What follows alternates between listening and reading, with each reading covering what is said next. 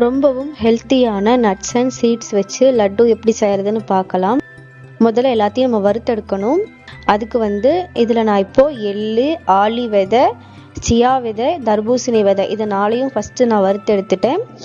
அதே கடாயில் ஒரு கைப்பிடி அளவு பாதாம், முந்திரி இது 2ஐயும் சேர்த்து நான் வறுத்துக்கிறேன். இப்போ அது கூடயே வால்நட்ஸும் சேர்த்து வறுத்தெடுத்துக்கலாம். இப்போ இதை நம்ம வேற ஒரு பிளேட்டுக்கு மாற்றியாச்சு. அதே கடாயில் இப்போ நான் பூசணி விதை சேர்த்துருக்கேன். அதையும் வறுத்தெடுத்து வச்சதுக்கப்புறமா தாமரை விதை சேர்த்து வறுத்தெடுத்துக்கலாம். இப்போ பாருங்கள், எல்லா நட்ஸும் சீட்ஸும் நான் வறுத்தெடுத்தாச்சு. இப்போ இதை நம்ம மிக்ஸி ஜாரில் சேர்த்து நல்லா பவுடரை அரைச்சி எடுத்துக்கலாம். இது கொஞ்சம் எக்ஸ்ட்ராவே அரைய விட்டோம்னா இது மாதிரி கொஞ்சம் கெட்டியாக வரும். நமக்கு உருண்டை பிடிக்கும் போது நல்லா உருண்டை பிடிக்க வரும். அதுக்காகத்தான் சின்னதாக 3 கப் அளவு நாட்டு சர்க்கரை இதில் சேர்த்து நல்லா பிசைஞ்சு எடுத்துட்டு இது மாதிரி உருண்டையாக பிடிச்சி எடுத்தா சூப்பரான அண்ட் ஹெல்த்தியான nuts and seeds laddu ready.